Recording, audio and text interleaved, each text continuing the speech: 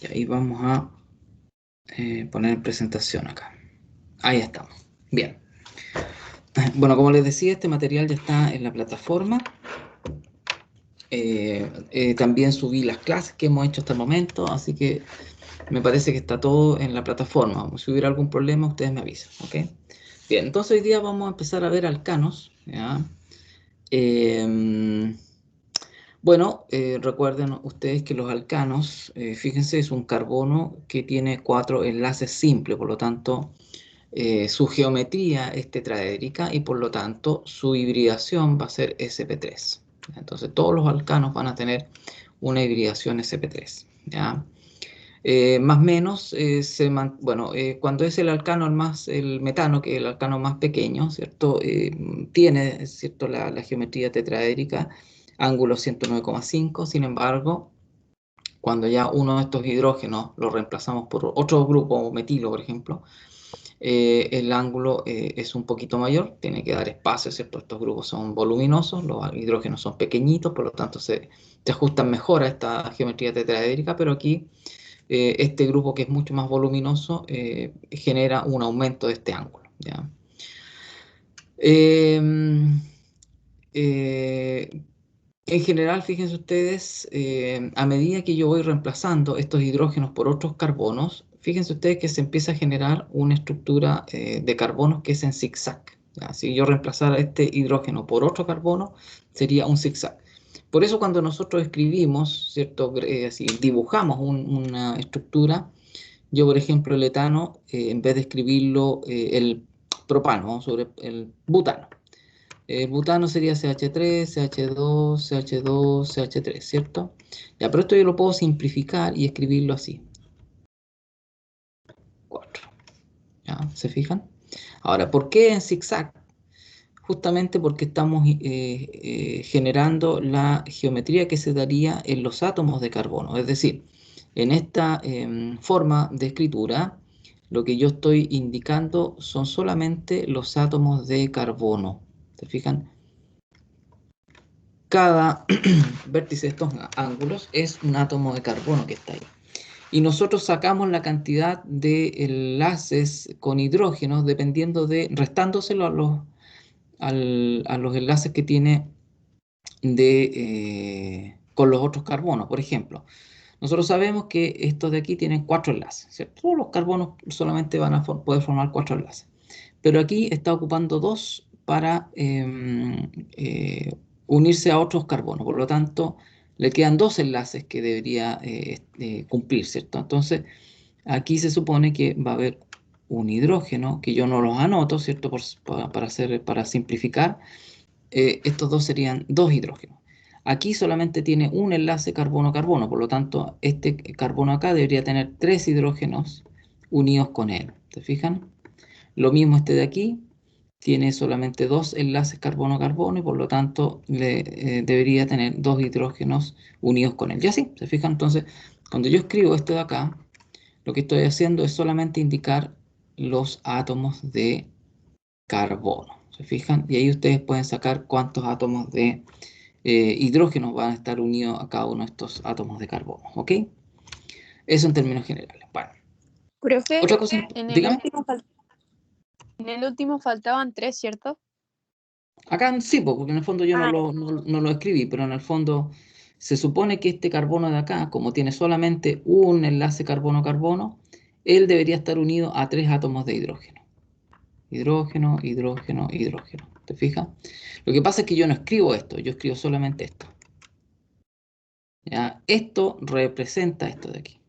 ¿Te fijas? O sea, en esa manera de escritura, porque ahí sí, lo que pasa es que esta manera de escritura es mucho más simple y más rápida.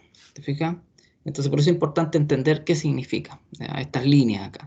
Cada línea significa un enlace carbono-carbono. ¿Te fijas? Por ejemplo, si yo tengo esto de acá,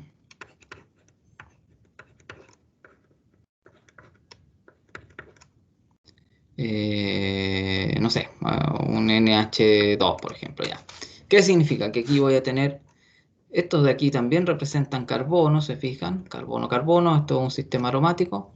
Aquí tengo un CH2, aquí tengo un carbonilo, ¿se fijan? Carbono, doble enlace oxígeno. y este carbono está unido a un NH2. Por lo tanto, fíjense, este carbono acá no tiene hidrógenos. Fija, este tiene dos, este deberían tener uno solamente. ¿Por qué? Porque cuando yo coloco este circulito acá, significa que esto es aromático. ¿Se fijan? Por lo tanto, aquí ya hay dos enlaces más el enlace doble, ¿cierto? Ese pi que está moviéndose, serían tres enlaces, carbono-carbono. Por lo tanto, le queda solamente una posibilidad para unirse a un hidrógeno. ¿Te fijas? Y si, por ejemplo, este estuviera unido a otra cosa, cloro, por ejemplo, significa que este de aquí ya no tiene posibilidad de unirse con un hidrógeno. Solamente sería carbono, carbono, bueno, el doble enlace, ¿cierto? Y aquí el unión al cloro, ¿ya? Ahora, ojo con eso, es importante. Cuando yo tengo este sistema aromático, yo lo represento con ese circulito, ¿ya? Porque yo también podría tener algo así y va a significar algo totalmente distinto, ¿ya? Fíjense que aquí yo no voy a colocar ningún circulito dentro del anillo. ¿Ya? Eso significa que esto es un cicloalcano. ¿Ya? Es distinto. Un sistema aromático, ¿cierto? Que es el benceno, ¿cierto? Y aquí un cicloalcano. Y si yo coloco acá cloro, bueno, esto de acá son enlaces simples y no hay enlaces dobles entre los carbonos. ¿Se fijan? Por lo tanto, este carbono está unido a dos átomos de carbono, por lo tanto le faltarían dos enlaces más, que eso los va a completar con hidrógenos. ¿Se fijan? Fíjense, aquí había solamente un hidrógeno. ¿Por qué? Porque en el fondo esto implica que hay un doble enlace. Aquí no hay círculo, por lo tanto no hay doble enlace. ¿Se fijan? Y este de aquí tiene uno, dos, tres enlaces ya. Por lo tanto, le falta uno para completar el cuarto enlace. Pues significa que tiene solamente un hidrógeno. ¿Se fijan? Es importante tener claro, sobre todo en estos ciclos, si es un ciclo aromático o no. ¿Se fijan? Eso es importante. ¿Ok? Bien. Bien, respecto de otro tema que es importante, que tiene que ver con la isomería. Bueno, la isomería, vamos a encontrar distintos tipos de isomería y vamos a analizar distintos tipos de isomería nosotros en este curso, ¿ya? Isomería estructural, geométrica, óptica, etcétera, ¿ya? Vamos a partir inicialmente con la isomería estructural, ¿ya? La isomería estructural significa que yo tengo un compuesto con la misma fórmula molecular, ¿se fijan? Si yo cuento aquí, son 5 átomos de carbono y tiene, a ver, 3, 5, 10, 12 átomos de hidrógeno. Y si yo cuento estos de aquí, también es 5, 1, 2, 3, 4, 5, ¿se fijan? Y H, ¿cierto? 6, 7, 8, 9, 10, 11, 12. También tiene 12, ¿se fijan? Es decir, ambos compuestos tienen la misma fórmula molecular. Pero fíjense ustedes que las conectividades son totalmente distintas. Aquí hay una conectividad que lo hace lineal y aquí hay una ramificación. ¿Se fijan? Estos de aquí se conocen como isómeros estructurales. ¿Ok? Ellos van a tener obviamente propiedades distintas. Físicas, por ejemplo, el punto de ebullición va a ser distinto. ¿Ya? Ahora, hay que tener siempre en cuenta y siempre hay que ser cuidadoso cuando yo tengo dos moléculas, ¿ya? De analizar realmente si son isómeros estructurales o no. ¿Por qué? Fíjense ustedes si yo analizo estos 5 átomos, o sea, 5 moléculas que están acá. Si yo las veo, podría decir, ah, son todas distintas, porque están dibujadas de manera distinta, pareciera que tuvieran una conectividad diferente, pero si ustedes las analizan bien y generan operaciones de simetría aquí, se van a dar cuenta de que no son distintas, son todas la misma nomás. Fíjense, si esta molécula de aquí, ustedes la dan vuelta y este de aquí lo pasan para acá, en el fondo la dan vuelta, la toman y la giran, es este. ¿Se fijan?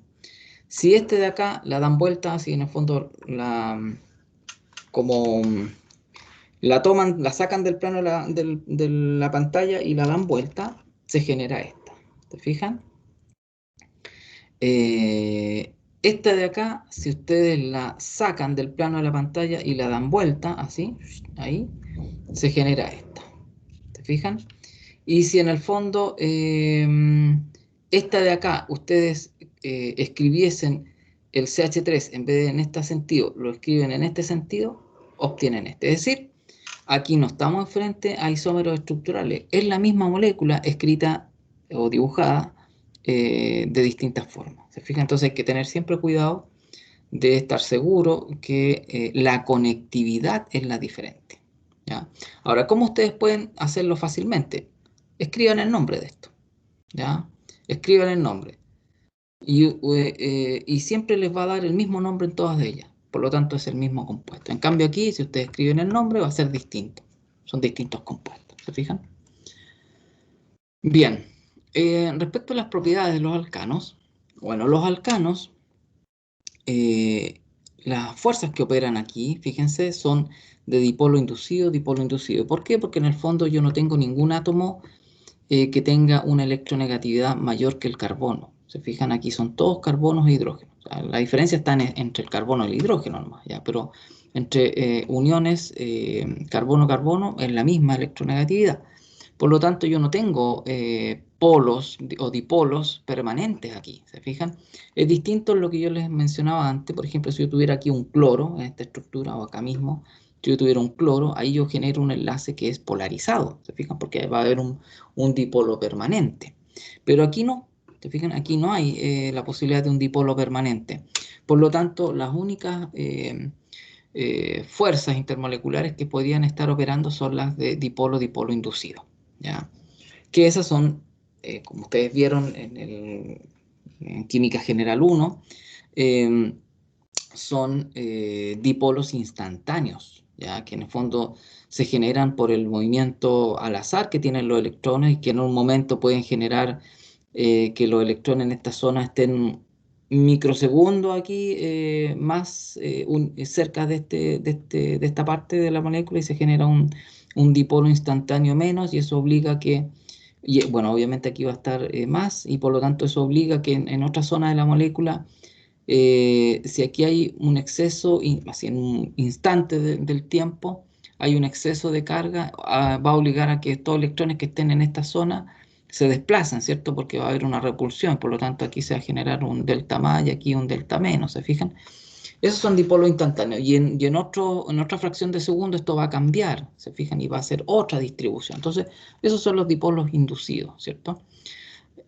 Por lo tanto, eh, como las fuerzas son muy débiles, ellos no van a ser solubles en agua, ¿ya? Siempre en general, ustedes tienen que acordarse de la regla que es lo semejante disuelve a lo semejante. Entonces, por eso el agua, que tiene un dipolo potente, bastante fuerte, ¿cierto? Comparado con otras moléculas, ¿ya? Tiene un dipolo permanente. No, o sea, no es tan grande como otros, por ejemplo, los carbonilos tienen dipolos mucho mayores, pero tiene un dipolo el agua y además que puede formar puentes de hidrógeno, por lo tanto las fuerzas intermoleculares del agua son muy distintas a las de los alcanos, por lo tanto entre ellos no hay ningún tipo de posibilidad de interactuar, ¿se fijan? Y por eso en el fondo siempre que se mezclan van a formar dos fases, es decir, cada uno en su fase, ¿ya? No se van a mezclar, ¿ok? Otra de las propiedades que tenemos que analizar son los puntos de ebullición, ¿ya?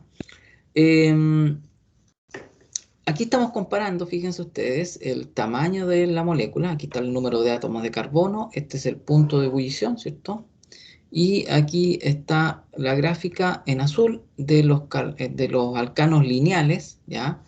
Y estos de aquí son alcanos ramificados. Es decir, fíjense aquí hay una ramificación. No es lineal completamente. Es decir, uno de estos de CH3 está unido a otro carbono de la estructura principal, ¿ya? Y por lo tanto, bueno, iba creciendo el número de átomos de carbono. Entonces, fíjense ustedes qué podemos observar. Obviamente que a medida que aumenta el número de átomos de carbono, el punto de ebullición aumenta, ¿ya? Y eso tiene que ver porque justamente cuando yo tengo átomos pequeñitos, aquí lo voy a dibujar así, ¿ya? Ahí, tengo moléculas pequeñas, tengo pocas zonas donde se van a generar estos dipolos, ¿ya? ahí. Si yo tengo una zona mucho más grande, obviamente voy a tener mucho más zonas donde se van a poder generar estos dipolos. Ahora, ¿qué tiene que ver esto? Más, bueno, lo voy a escribir acá mejor, ¿no? Porque no se me enreden ahí. Esto lo voy a escribir acá. Ya lo voy a escribir aquí, fíjense. Aquí más grandote. Ahí. Entonces aquí más zonas donde van a estar los dipolos, menos, qué sé yo. Por aquí va a estar un menos también, un más, etcétera, ¿ya? Más, menos, ya. Fíjense que hay más zonas donde se generan estos dipolos instantáneos. Por lo tanto, cuando yo estoy en presencia de otra molécula de estos, ¿cierto? Pues estamos suponiendo que es una mezcla del mismo compuesto. Fíjense que en el fondo se van a generar más zonas donde van a haber interacciones entre una molécula y otra. ¿Se fijan? Más zonas donde van a haber interacciones. En cambio, cuando son cadenas pequeñas, van a haber pocas zonas donde existan estas interacciones. Por lo tanto, el punto de ebullición, ¿qué es lo que es? Es la energía que yo tengo que agregarle al sistema para poder justamente vencer estas fuerzas intermoleculares. Entonces, mientras más fuerzas intermoleculares, más, voy a poner entre comillas, más unidos van a estar estas dos moléculas, ¿se fijan? ¿Ya?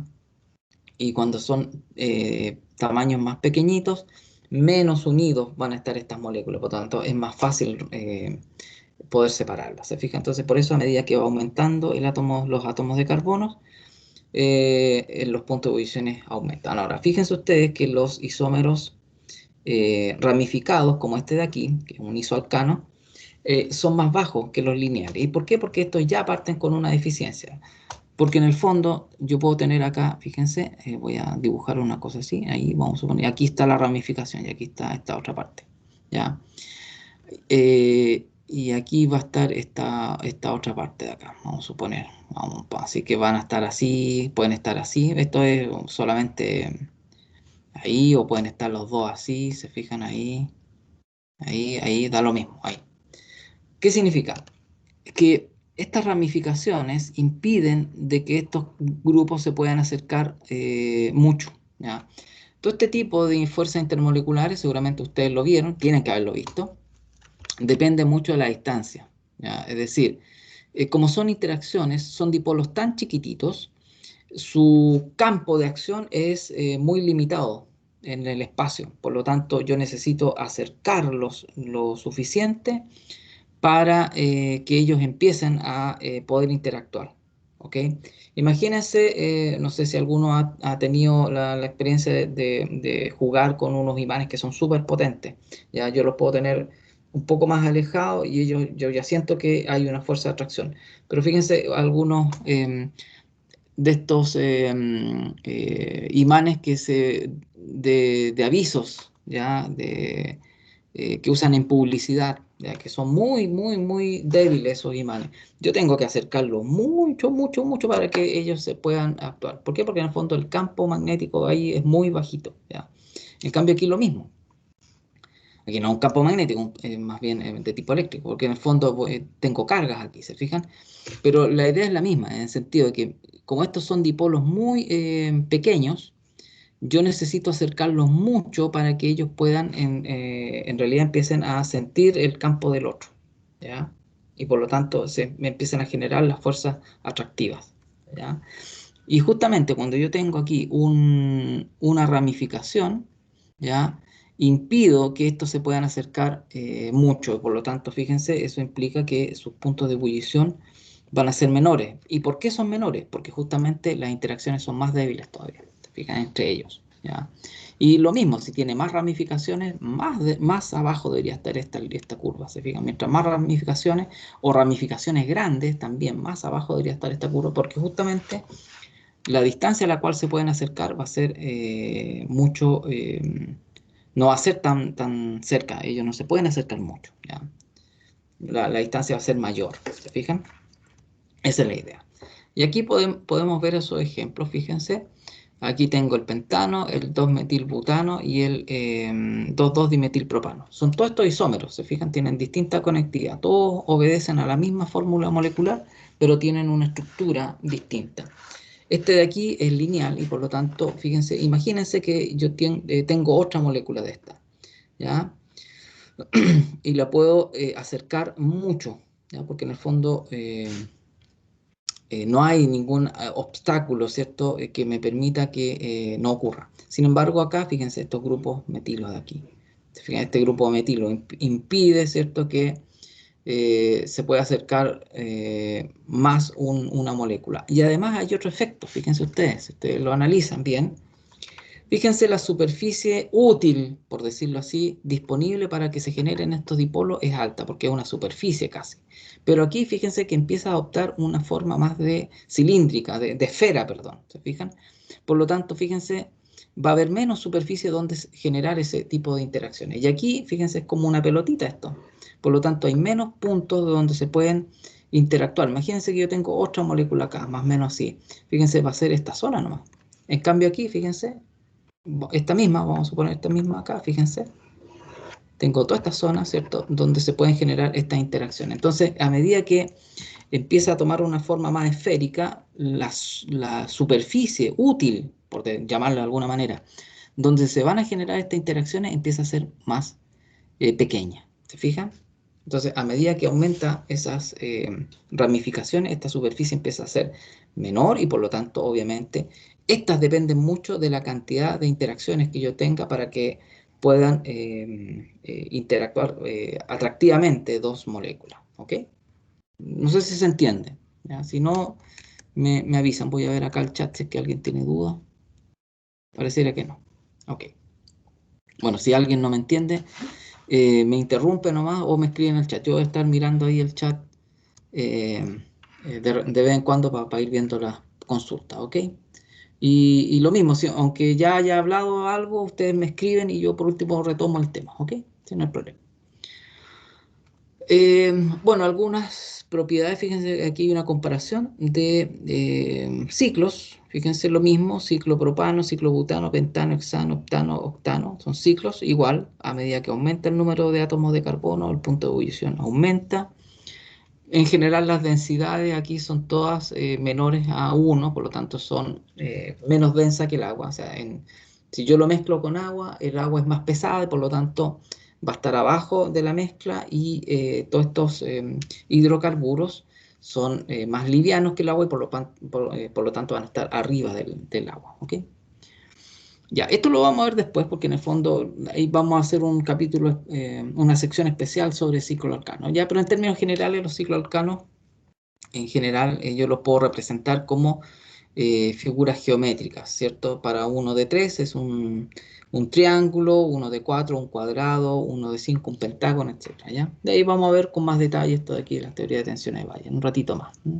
Ya, esto sí me interesa que lo veamos, que tiene que ver con la estereoquímica de los alcanos. ¿Qué significa la estereoquímica? Profe, Bueno, dígame. disculpe que le interrumpa, es que me quedó una duda con la tabla anterior. Eh, ¿Cuál? Esta de aquí. Sí, dime. Sí, cuando aumenta el número de carbono, ya el punto de ebullición aumenta, pero ¿qué pasa con el punto de fusión? Mira, el punto de fusión es mucho más variable porque el punto de fusión tiene que ver cómo se acomodan esas moléculas en una estructura rígida.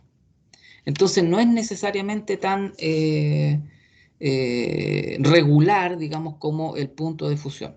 Sin embargo, podemos ver que el punto de fusión, la tendencia general es a aumentar a medida que, por eso te digo, la tendencia general, ¿por qué? Porque si tú fijas ya, menos 127, menos 50, ya está aumentando, pero aquí bajó de nuevo, ¿te fijas? 93. Después aumentó, de ahí bajó, pero de ahí aumentó. Entonces la tendencia general es a aumentar también el punto de fusión. Pero hay estas disrupciones justamente porque en el punto de fusión yo tengo un cristal, ¿ya? Una estructura sólida que tiene que tener ciertos acomodos en el espacio. ¿Te fijas? Entonces, justamente a lo mejor el ciclo pentano genera algunos problemas en cómo yo puedo ordenar lo mejor posible esa estructura cristalina. ¿Te fijas? Entonces, por eso aquí hay una tendencia al aumento. En cambio, aquí así hay una tendencia. O sea, aquí claramente aumenta. ¿Te fijas? Yo voy aumentando. ¿Te fijas? Este de acá es 160, ojo, y este es súper alto porque son 160 grados Celsius, que es mucho mayor que este de acá, pero fíjense, yo tengo que hacer vacío para llegar a este 160 grados Celsius. O sea, en el fondo el punto de ebullición a presión atmosférica es mucho más elevado. ¿Se fijan? Aquí claramente se observa que todos aumentan, pero aquí hay una tendencia a que aumenten, pero hay algunos puntos raros, ¿cierto? Porque justamente tiene que ver cómo se acomoda esa molécula en una estructura cristalina. ¿Ya? Ese es el punto. ¿Ya? Y justamente en ese acomodo puede que existan algunas fuerzas que hacen que el cristal no sea muy compacto, y eso tiene influencias claramente en los puntos de fusión. ¿Sí? ¿Ya aclara tu duda? Gracias, profe. Ya, perfecto. Ok, entonces, bueno, siguiendo con esto, chicos, por favor, si ustedes tienen una duda de algo que ya vimos, ustedes me interrumpen en la parte en la que sea, no, y yo retomo la duda que ustedes tienen. Lo importante es que no se queden con dudas. Bien, entonces, fíjense ustedes, aquí tengo vamos a analizar la estereoquímica de los alcanos. Ya, ¿y qué es lo que es la estereoquímica? Bueno, decía yo que la estereoquímica, fíjense, es la rama de la química que se ocupa de los aspectos tridimensionales de la molécula, es decir, la forma tridimensional y cómo ellos se ubican en el espacio. En el fondo eso es, ¿ya? Por ejemplo, aquí lo que nosotros vamos a empezar a analizar son cómo yo puedo ubicar, ¿ya?, estos átomos, fíjense, en el espacio. Yo tengo dos opciones aquí. O los puedo tener de esta manera, fíjense que en el fondo aquí están alternados, fíjense, estos de aquí están alternados acá, ¿se fijan? Están alternados.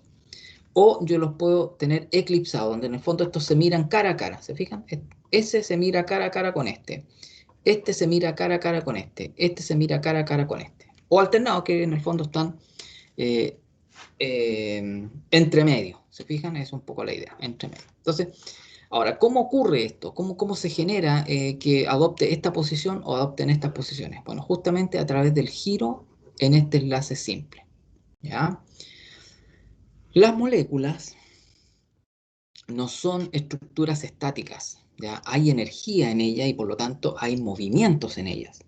¿Qué movimientos existen? Bueno, justamente hay giros en torno a los enlaces simples, hay vibraciones en los enlaces, vibraciones. Recuerden lo que nosotros en el problema que estábamos analizando y que algunos no entendían muy bien del CO2, y decíamos que el CO2 tenía ciertas cantidades de vibraciones, ciertas formas de vibrar. Y teníamos una donde estaba el monito así, ¿se fijan? Ahí, otra que en el fondo se estiraban, y decía esto acá, que esto se comprimía y esto de aquí se estiraba. Otros que en el fondo estos de acá se estiraban acá en la misma cantidad, direcciones opuestas, ¿cierto? Y teníamos otro donde teníamos una cosa así, ¿cierto? Acá, y decía esto se mueve para allá y esto oxígeno para acá, ¿ya? Una cosa así era. Bueno, entonces, ¿esto qué quiere decir? Está muy conectado con esto, que en el fondo las moléculas no son algo estático, ¿ya? Sino que en el fondo es como una mesa que es estática, no se mueve nada. En el fondo las moléculas tienen muchos tipos de movimiento, ¿ya? Fuera de estos estiramientos simétricos, asimétricos, o sea, simétricos y asimétricos de los enlaces, flexiones en los enlaces, también hay rotaciones en torno a los enlaces, ¿ya? Y justamente estas rotaciones dan cuenta de que esta molécula pase de estar así a estar así, ¿ya? Si esto gira en cierta cantidad, nosotros vamos a tener fíjense ustedes, si yo lo giro para allá, va a estar en estas posiciones. ¿Se fijan? Bueno, justamente estas posiciones donde yo solamente lo que he hecho es girar una parte de la molécula en torno a un enlace simple, a esto yo le voy a llamar conformeros, es decir, estos son arreglos que se generan en una molécula por rotaciones libres en los enlaces simples. ¿Ya? Es un arreglo, fíjense que aquí está en una disposición, aquí está en otra disposición los átomos, en el espacio me refiero, disposición en el espacio. ¿Ok? A eso yo le voy a llamar conformeros. ¿Ya?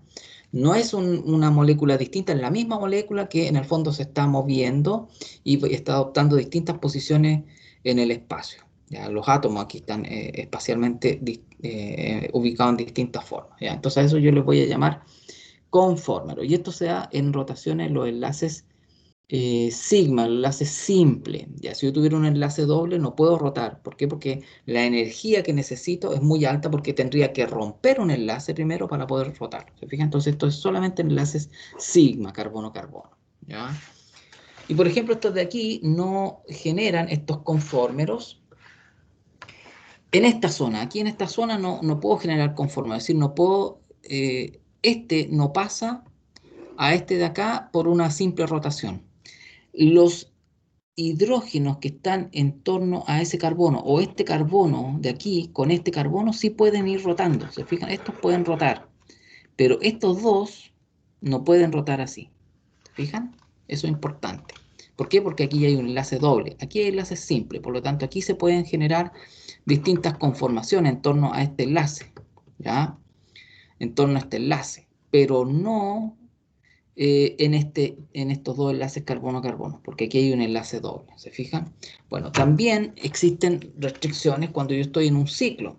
Como esto es un giro, está girando, fíjense en el enlace, si bien es cierto, aquí hay un enlace simple, pero como es parte de un ciclo, esto no se puede mover libremente, ¿se fijan? Porque el ciclo actúa como una barrera para que esto se mueva fácilmente. Sin embargo, aquí sí podría existir, aquí sí va a existir estas distintas conformaciones. Van a haber conformeros acá, pero aquí no.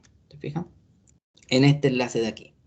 Luego vamos a ver y vamos a estudiar bien, ¿cierto? Que en el fondo las conformaciones aquí se van a dar por movimientos en el fondo de algunos de estos ángulos de aquí se van a flexionar y eso va a generar que esto pueda moverse, pero no por una rotación en torno a este enlace carbono-carbono del ciclo, sino que van a ver, más bien van a estar asociados a que estos enlaces de aquí van a adoptar se van a plegar de alguna manera. Y lo vamos a ver con más detalle un poquito más adelante, ¿ok? Pero es importante que les quede claro. Ahora, entonces en estructuras como esta, yo puedo, bueno, que pase de aquí a acá va a tener un costo energético. Nada es gratis en la naturaleza, ¿cierto? Va a tener un costo energético. Y eso es un poco lo que vamos a empezar a estudiar, cuáles son las energías de estas conformaciones, ¿ok? Bueno, aquí, estos de aquí se llaman, esto es una forma de cómo yo represento esta molécula de acá, ¿ya? Esta de aquí, fíjense, estoy mirando, y aquí me devuelvo, es estar mirando la molécula, aquí voy a poner el ojo, fíjense, en este eje acá, aquí yo estoy mirando la molécula, aquí tengo el ojo, ¿cierto? Ahí están, ¿cierto? Ahí estoy mirando, ¿cierto? La molécula. Y lo que yo voy a ver, en el fondo, va a ser algo así. Ahí, ¿cierto? Estoy mirando estos de aquí, esos tres, estoy mirando los tres, y estoy mirando lo de atrás. Y lo de atrás lo veo así nomás, pues se fijan, aquí este y ese. Eso es lo que estoy mirando. Acá, ¿qué estaría mirando? Si yo miro a través de este eje nuevamente. Acá tengo el ojo, ¿cierto? Ahí. ¿Qué estaría mirando? Yo estaría mirando, fíjense, acá arriba, ¿cierto? Acá. Y atrás, ¿qué es lo que estaría mirando? Yo estaría mirando que estos están así. ¿Se entiende la idea? Eso es lo que yo estoy mirando. Ya. Estas formas de dibujar se llaman proyecciones de... Dígame. Es que me perdí un poco cuando estaba explicando eso del dibujo, no entendí muy bien. Ya, mira, imagínate que tú estás mirando esta estructura de acá y la estás mirando en este eje. ¿Tú qué estarías mirando? Que este hidrógeno está arriba, que sería este de aquí, ¿te fijas? Tú vas a estar mirando que tienes un hidrógeno para este lado, que sería este de aquí. Y estás mirando que tiene el hidrógeno que está para el otro lado, que sería este de acá. ¿Ya? Aquí está el carbono, que es el que tú estás mirando directamente. Y tú verías también que atrás se asoman, ¿cierto? Que aquí se están asomando un hidrógeno, que sería este de acá, este hidrógeno, que sería este de acá, y este de abajo, que sería este de acá. Eso es lo que tú mirarías si ves esta molécula así, acá, en este eje, en torno al enlace carbono-carbono. No sé si te aclara más. Sí, profe, ahora entendí. Ya, Gracias. perfecto. Ya, de nada. Entonces, bueno, les decía que esa forma de dibujar la molécula se llaman proyecciones de Newman, ¿ya? ¿Se fijan? Aquí yo tengo la proyección de Newman del etano, que es este de acá que estamos analizando, el etano. ¿Se fijan? Entonces aquí yo tengo la proyección de Newman. Y este de aquí es justamente la conformación, ¿cierto? Eclipsada. ¿Por qué? Porque en el fondo estos dos están mirando, mirándose cara a cara. Se están mirando cara a cara. ¿Ya? Y esta va a ser la alternada. ¿Y cómo formé la alternada?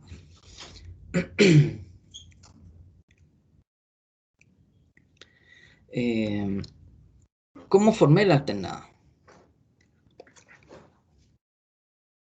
Lo que hice fue mantener, en este caso, ¿no? En este caso, mantener la parte de atrás fija y moví esta de adelante. ¿Ya? Fíjense que mantuve esta fija, ¿ya? No la moví. ¿Y qué hice? Esto de aquí la moví y la dibujé así. ¿Se fijan? Ahora, esto es una convención, o sea, ustedes pueden dejar fija la de adelante y moverla de atrás, da lo mismo, pero siempre una, para poder comparar, una la tienen que dejar fija y la otra mover. ¿Se fijan? Eso es importante que les quede claro. ¿Ya? Una de estas, ya sea la parte de adelante, el carbono de adelante o el carbono de atrás, es el que dejan fijo. Es algo que ustedes deciden, ya no hay una regla, no es que la regla sea que solamente el de adelante se mueve, es cosa de ustedes, lo que les salga más cómodo. ¿Ya? En este caso es más fácil ir moviendo, por lo menos en general para mí, es ir moviendo el de adelante y es el que voy generando, con eso voy generando las distintas conformaciones, ¿ya? Pero es una elección de ustedes. ¿Ya? Entonces, voy a tener distintos ángulos, porque en el fondo en el movimiento yo voy generando distintos ángulos aquí, ¿ya? Aquí tengo un ángulo de 0 entre estos dos hidrógenos, aquí tengo un ángulo de 60 y aquí un ángulo distinto, ¿se fijan?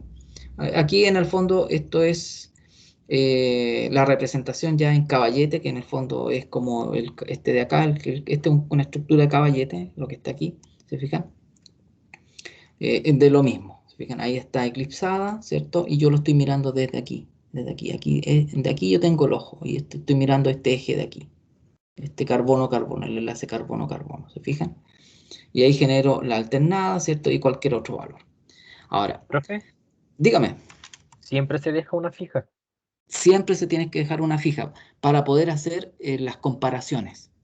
Porque si mueves las dos, ahí se te hace un enredo.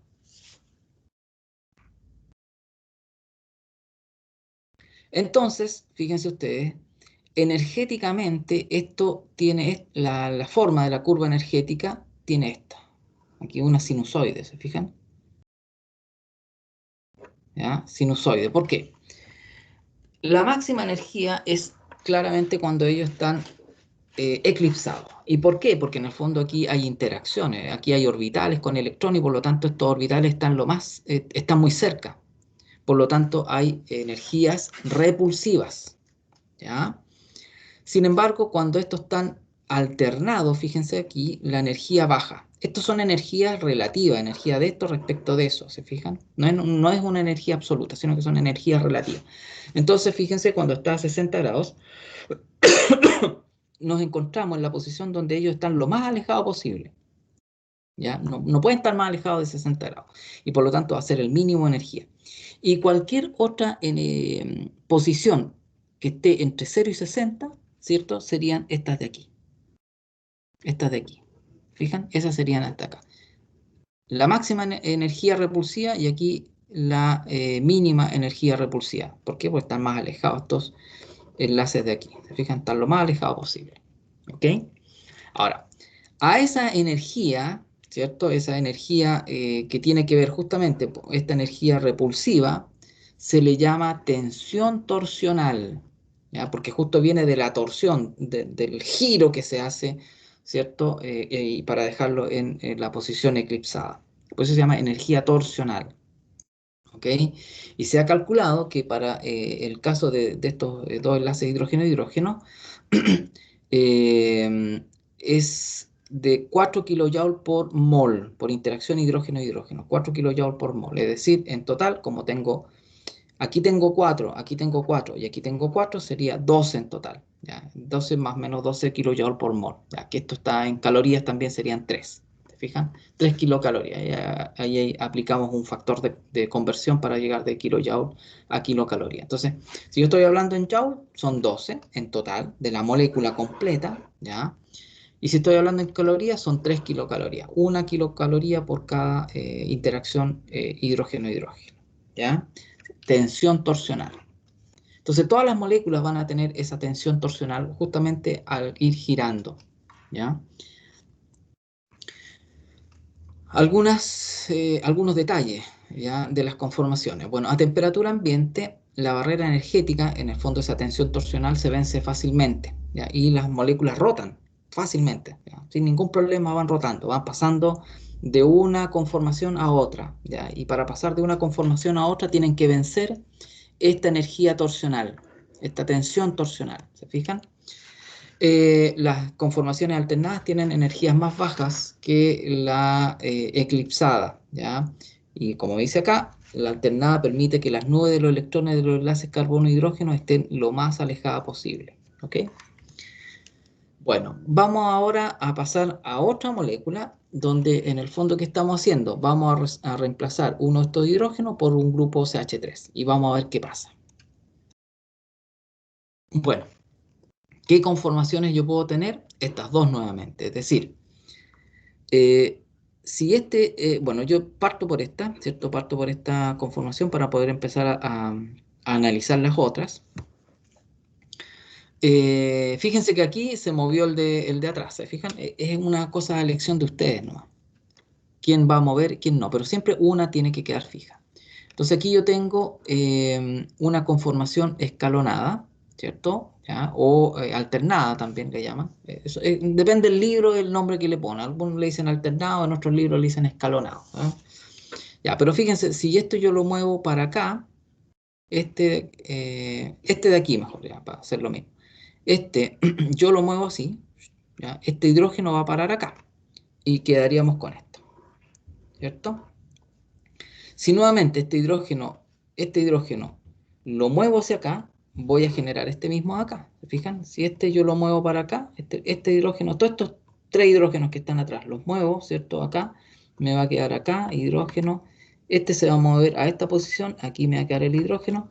Y este se me va a mover a esta posición, y aquí me va a quedar el hidrógeno, que es el mismo de arriba. Entonces, el propano va a estar moviéndose entre una posición escalonada, eclipsada, ¿cierto? Ahora, la diferencia está en que, como yo tengo una interacción entre un grupo mucho mayor y el hidrógeno, obviamente esa interacción va a ser mucho mayor, ¿ya? Porque tengo un grupo más grande. Y se ha calculado que justamente esa interacción repulsiva es de 6 kilocalorías, kilojoule por mol, ¿ya? No 4, sino que aumentó. ¿Por qué? Porque tengo un grupo mucho mayor, el CH3, ¿ya? Y el dibujo debería ser exactamente el mismo. La Profe, única dígame,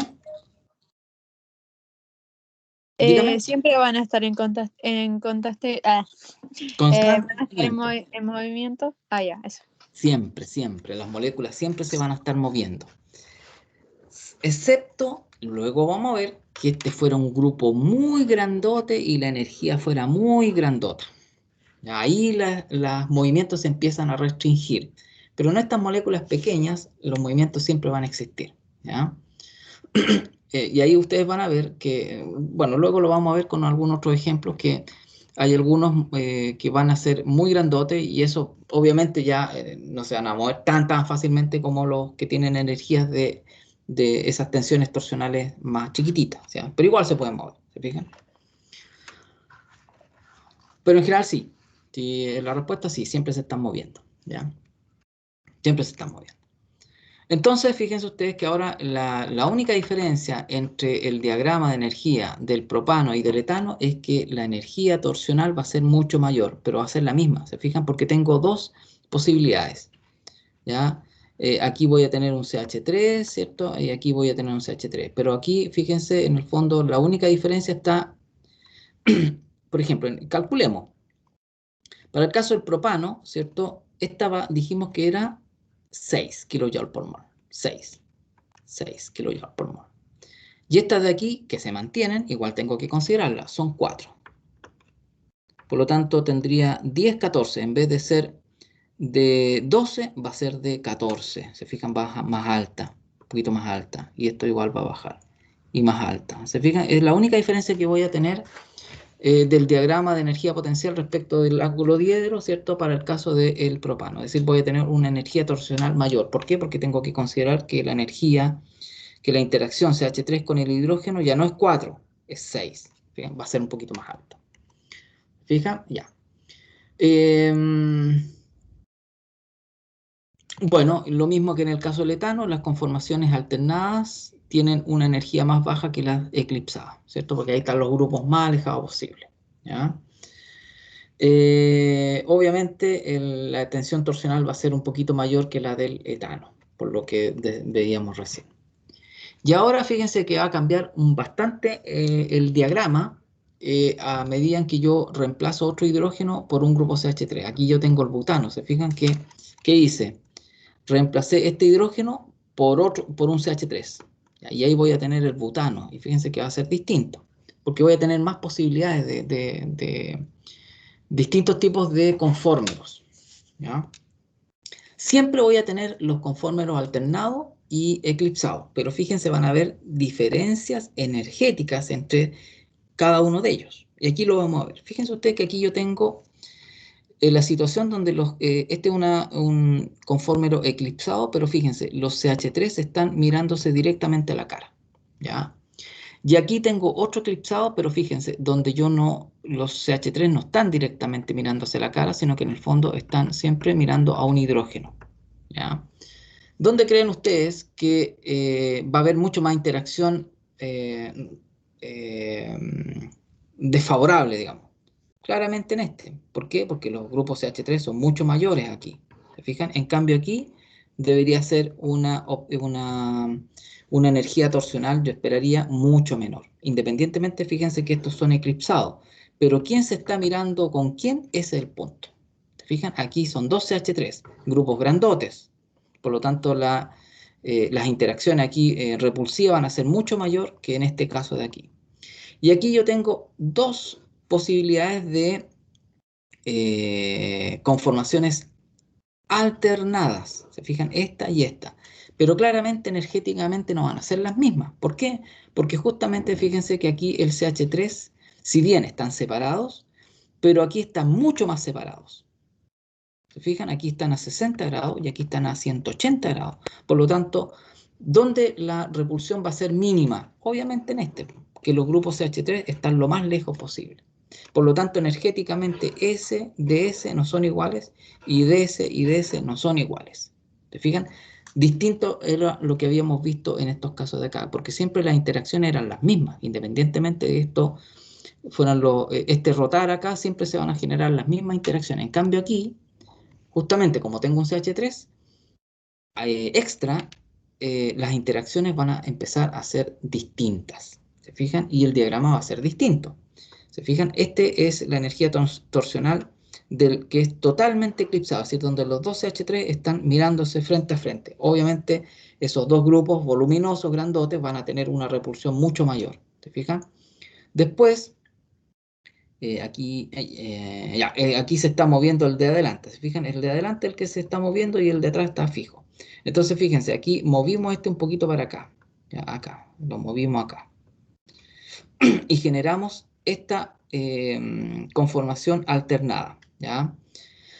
Pero para poder diferenciarla de esta de acá, ¿ya? Yo le voy a llamar una conformación Gauch, donde estos CH3 están a 60 grados, ¿ya? Por eso le llamamos Gauch. Y fíjense, va a ser de menor energía, pero no es la conformación que tiene la menor energía, sino que es de menor energía solamente, ¿ya? Después yo lo voy a mover nuevamente para acá y voy a generar nuevamente una conformación eclipsada, pero ya no es la misma de acá, es de menor energía. ¿Por qué? Porque justamente no tengo los dos CH3 mirándose frente a frente, ¿ya? Solamente están las interacciones, fíjense, los 4 aquí del hidrógeno, los 6 de carbono y del CH3 hidrógeno, los 6, ¿se fijan? Va a ser menor, ¿ok?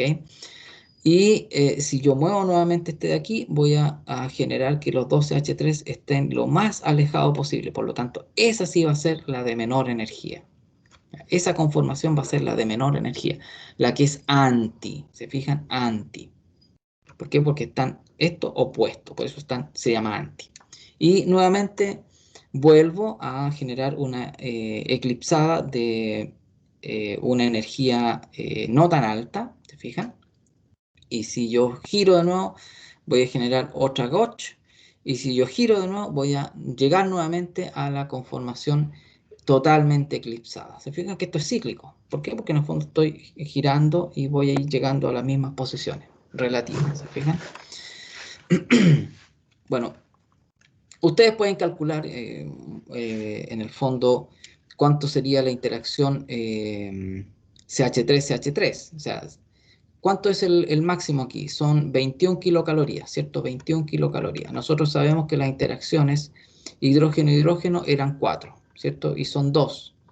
Por lo tanto, fíjense ustedes, ya tenemos 21 menos 8. 21 menos 8, ¿cuánto da? Son 13. Es decir, la interacción CH3-CH3 es de 13 kilojoule, perdón. Ya, son 13 kilojoule. ¿Fijan? Eso. Bien, entonces fíjense ustedes, chicos, que a medida que nosotros vamos generando grupos más grandotes, obviamente las interacciones van cambiando y obviamente se vuelven mucho mayores también. ¿Se fijan? Bueno, aquí es donde podemos ver, fíjense ustedes, el impedimento estérico, ¿cierto? Que está asociado a la conformación totalmente eclipsada, esta de aquí. Esta de acá, yo la puedo ver de esta manera, ¿se fijan? Totalmente eclipsada. Hay que hay distintas formas de, de verlo, ¿ya?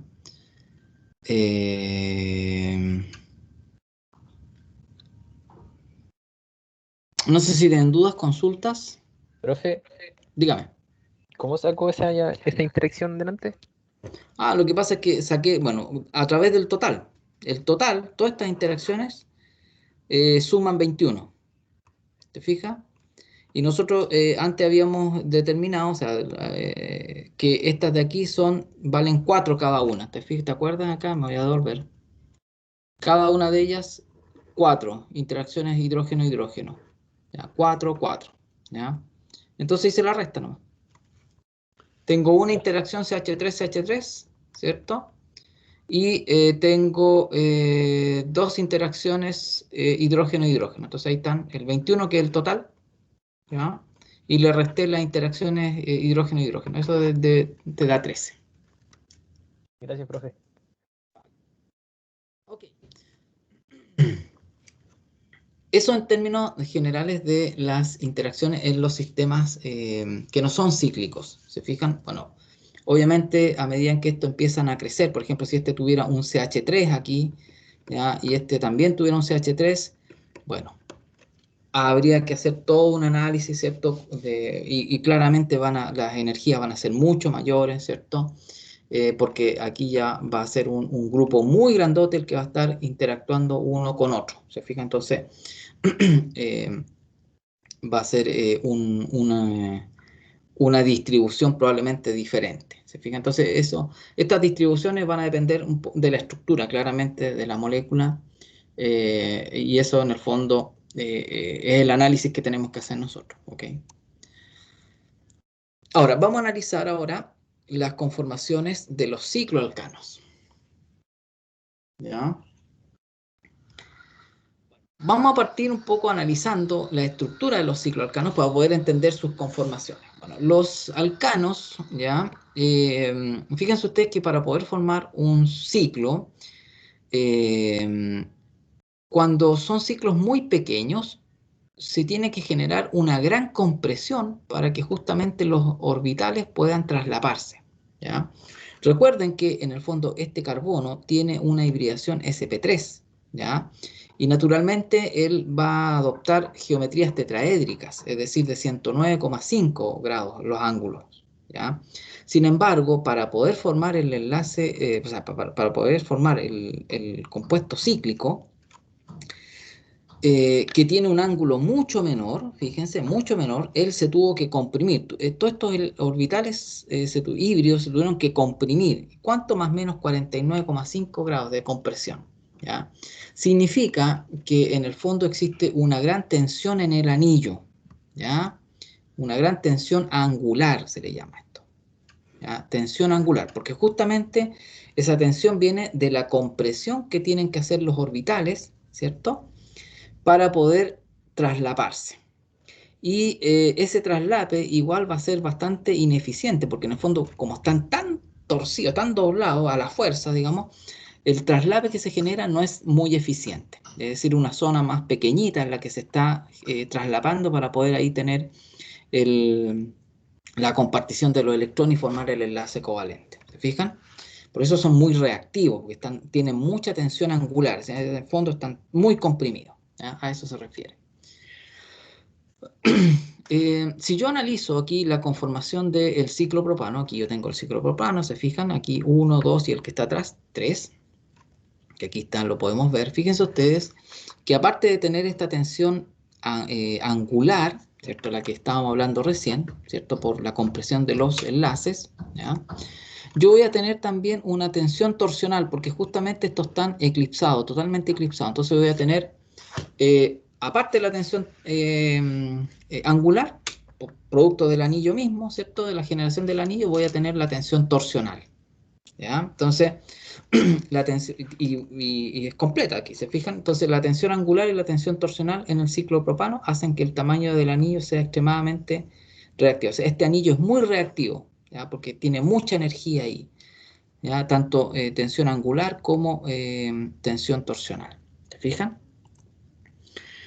Sin embargo, fíjense ustedes que a medida que el número de átomos de carbono empieza a aumentar, fíjense que esa tensión angular ya no es tan alta. No es que no exista, sino que es un poquito menor. Fíjense que para el caso, comparemos, para el caso del ciclopropano, la compresión fue de 49,5, ¿ya? Pero para el caso del butano ya no es 49, sino que es 20, casi la mitad, ¿cierto? Un poquito menos de la mitad, 19. ¿Ok? Pasamos de 49, ¿cierto?, a 19. ¿Se fijan? Entonces, claramente la tensión angular aquí es mucho menor. Es mucho menor. ¿Se fijan? Ahora, a ver si está acá. Sí. Fíjense ustedes que aquí está una representación de un anillo totalmente plano. Esto es plano, totalmente plano. Fíjense que aparte, bueno, de existir esa tensión torsional, angular, perdón, va a haber una tensión torsional, porque estos van a estar totalmente eclipsados. ¿Cómo podemos disminuir esas repulsiones en esta estructura? Bueno, lo que ocurre es que para poder disminuir alguna de estas tensiones, los anillos no son planos, sino que empiezan a adoptar plegamientos. Empiezan a adoptar geometrías plegadas. ¿Se fijan? Esto ya no es totalmente plano. ¿Y por qué? Porque fíjense, comparen. Totalmente eclipsado, si esto fuera plano, totalmente eclipsado si esto fuera plano, pero como no son planos, fíjense, adoptan una conformación ligeramente doblada. Fíjense, ahora ya no están totalmente eclipsados estos dos hidrógenos. Entonces, los anillos no adoptan estructuras totalmente planas. ¿Por qué? Porque al doblarse lo que hacen es empezar a disminuir la tensión torsional. Es decir, el eclipsamiento ya no es tal, ¿ya? No están totalmente eclipsados estos dos hidrógenos. Comparen aquí nuevamente. Si esto fuera plano, totalmente plano, habría una tensión angular, ¿cierto?, por la compresión, y aquí habría una tensión torsional.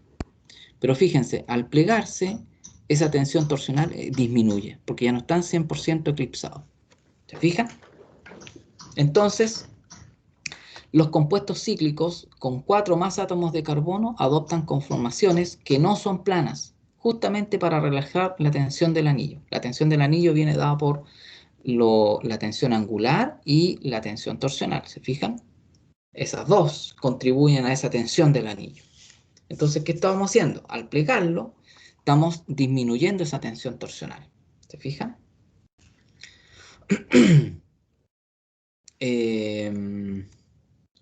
Por ejemplo, acá. Este es el caso con 5. ¿Ya? También está plegado. Fíjense ustedes que ahí ahora estos dos hidrógenos ya están bastante más separados. Se nota que están mucho más separados. Por lo tanto, nuevamente, la tensión torsional ha disminuido. ¿Ya? Por lo tanto, la energía en total del sistema obviamente disminuye. ¿Ya? Y estos ángulos de aquí ya empiezan a ser bastante cercanos al de 109,5. Donde alcanza el mínimo es en los ciclos de 6. En el ciclo hexano, ¿ya? Aquí tenemos totalmente una geometría tetraédrica, es decir, este carbono no está sometido a una tensión angular, porque más o menos sus ángulos son de 109, ¿ya? Y fíjense ustedes, si yo analizo las proyecciones de Newman, ¿cierto? Del ciclo hexano, ellos van a tener una geometría absolutamente parecida a la del etano, ¿cierto? Es decir, aquí van a haber 60 grados más o menos, por lo tanto, la tensión torsional también disminuye. Pero para poder llegar a esto, él tiene que adoptar una conformación de tipo silla, ¿ya? Es decir, si ustedes se fijan acá, esta es la conformación silla. ¿Y por qué? Porque fíjense, aquí tengo el respaldo, que sería esta parte de aquí, que está hacia arriba. Estaría el asiento, ¿cierto? Que serían esta zona de acá, ¿cierto? Y aquí la parte para poner los pies aquí. ¿Se fijan? Es una silla. Por eso se llaman conformación silla.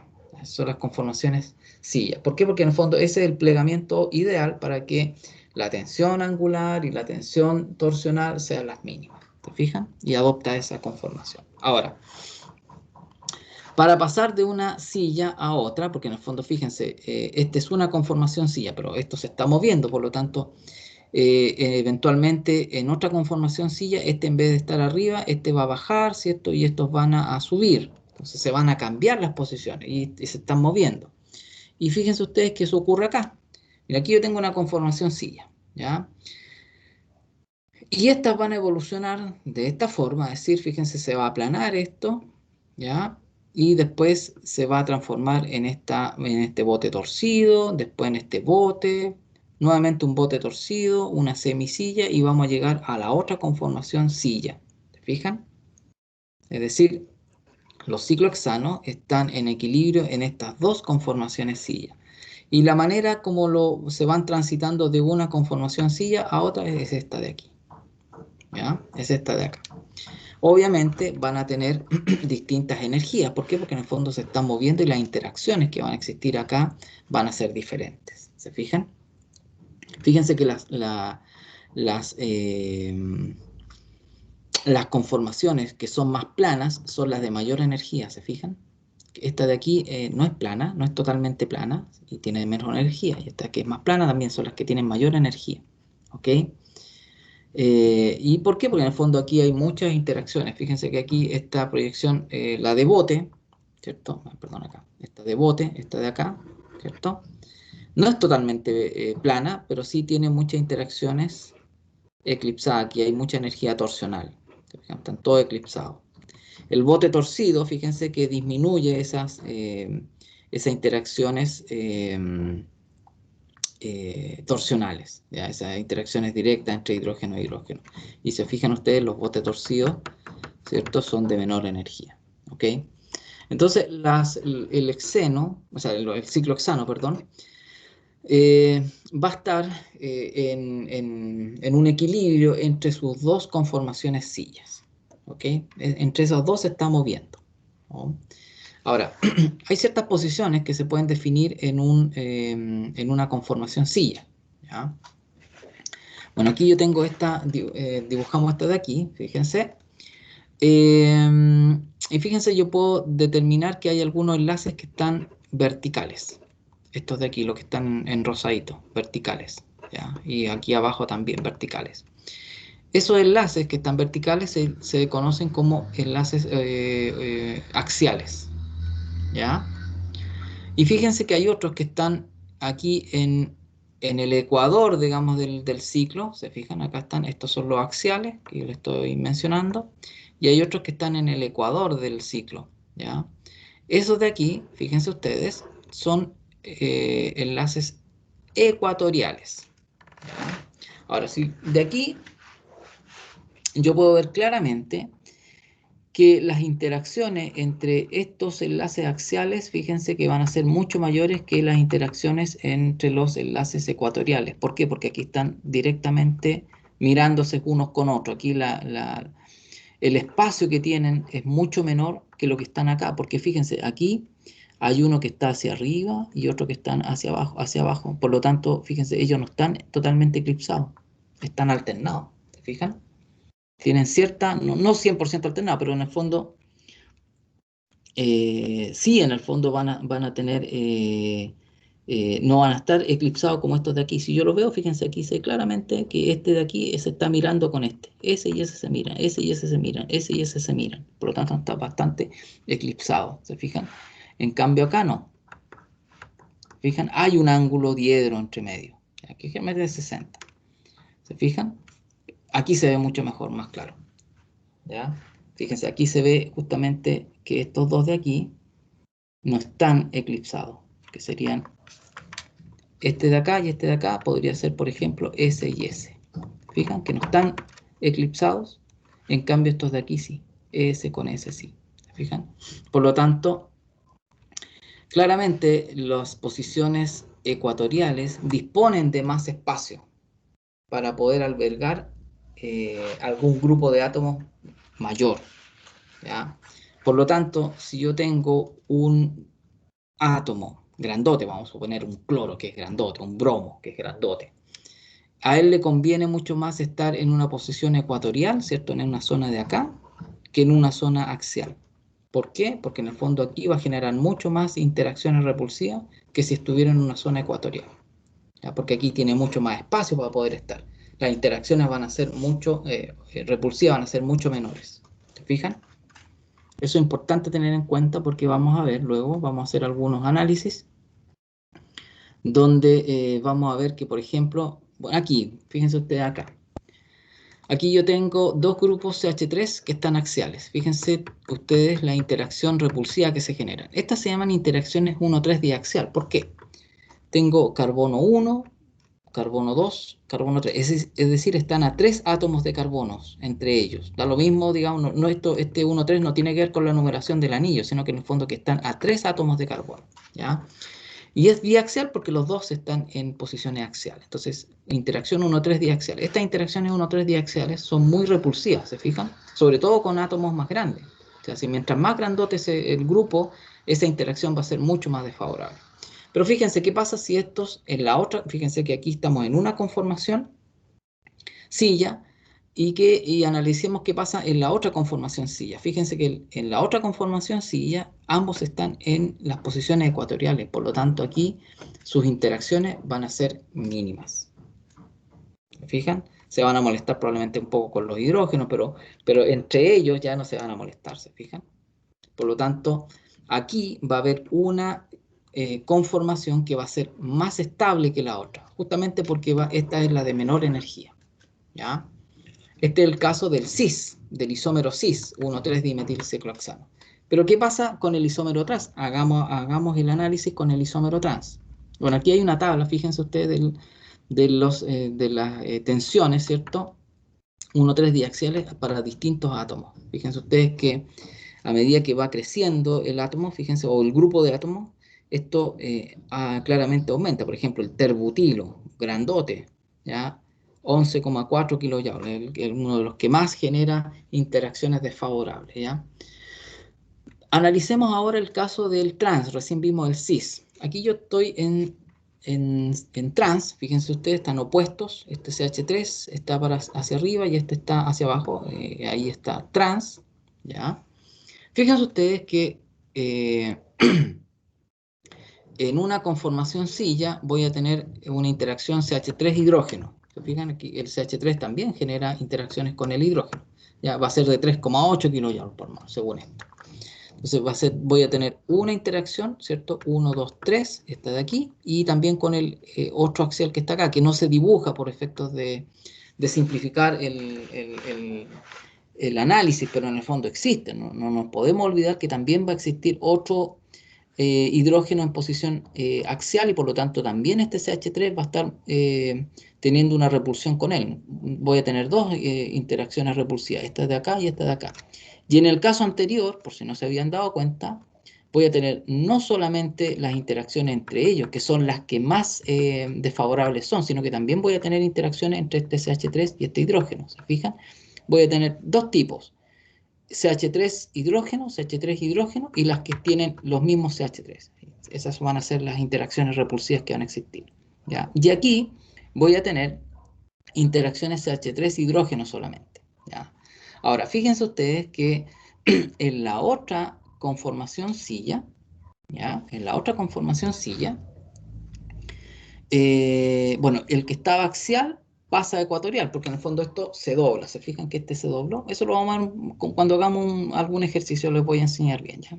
Ahora solamente les estoy mostrando un poco los efectos que existen. Cuando este pasa a la otra conformación silla, si está axial, va a pasar a ecuatorial, ¿ya?